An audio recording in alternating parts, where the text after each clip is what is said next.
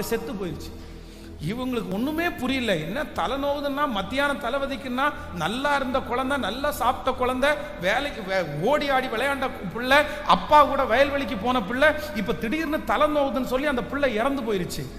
உடனே இந்த இந்த இந்த சூனேமியால் அந்த பிள்ளையை எடுத்து தூக்கி இந்த ஊழியக்காரன் இருந்தார் பாருங்க, அந்த கட்டில கொண்டு போய் அந்த பிள்ளைய படுக்க வச்சுட்டு தன்னுடைய கணவனாருக்கு ஒரு செய்தி அனுப்புறாங்க. எனக்கு இந்த மாதிரி ஒரு வாகனம் வேணும், எனக்கு கொஞ்சம் ஏற்பாடு பண்ணுங்க, நான் உடனே ஐயாவை போய் பார்க்கணும் அப்படின்னு. உடனே அவர் கேட்கிறாரு, இன்னைக்கு அமாவாசையும் இல்லை, ஸ்பெஷல் ப்ரேயர் எதுவும் இல்லை, நீ எதுக்கு போய் ஐயாவை பார்க்க போற அப்படின்னு சொன்ன உடனே, அதெல்லாம் உங்களுக்கு ஒன்றும் புரியாது, இதெல்லாம் வேண்டாம் அப்படின்னு சொல்லிட்டு ஸ்ட்ரெயிட்டா எங்க போறாங்கன்னா நேரா ஐயாவை பார்க்க போறாங்க, மலைக்கு. இப்போ போற வழியில அவர் கண்டுபிடிச்சாரு. கேஆசி கேட்கிறாரு, என்ன எல்லாரும் நல்லா இருக்கிறீங்களான்னு கேட்டாரு. கேட்ட உடனே அவர்கிட்டையும் என்ன பண்ணலன்னா எதையும் சொல்லாம வேதம் சொல்லுகிறது தீர்க்கதரிசியினுடைய காலில் போய் விடுறாங்க.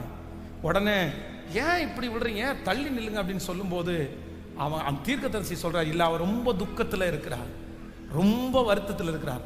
இந்த பகுதியை முதல்ல நான் படிக்கும்போது நான் என்ன நினைச்சேன் அப்படின்னு சொன்னா, ஒருவேளை இவங்க பிள்ளை மேல பாசம் இல்லையோ, இவங்க ரொம்ப கல்லான இருதயம் உள்ள லேடியோ, இல்லைன்னா பெரிய ஒரு தீவிரவாதி உள்ள ஆளோ. பிள்ளை இறந்து போயிருச்சு, மத்தியானம் வரைக்கும் நல்லா இருந்த பிள்ளை, தலை நோகுதுன்னு சொன்ன ஒரே பிள்ளை, அந்த பிள்ளை மரிச்சு போயிடுச்சு. தன்னுடைய கணவனார் விசாரிக்கும் போது கூட, ஐயா இந்த மாதிரி குழந்தை இறந்து போச்சுன்னு கூட சொல்லாம அவ்வளவு தைரியமா பிள்ளைய தூக்கி கட்டில படுக்க வச்சுட்டு இந்த அம்மா தேடி போய் எந்த சஞ்சலமும் இல்லாம வந்திருக்காங்களே, இவங்களுக்குள்ள வருத்தம் பாசம் அந்த மாதிரி எதுவும் இல்லையா அப்படின்னு நினைச்சேன். ஆனா எலிசா தீர்க்கதரிசி சொல்றாரு, அவளை தடுக்காத, அவளுடைய ஆத்துமா துக்கமா இருக்குது, அதை கர்த்தர் எனக்கு மறைத்து வைத்திருக்கிறார்.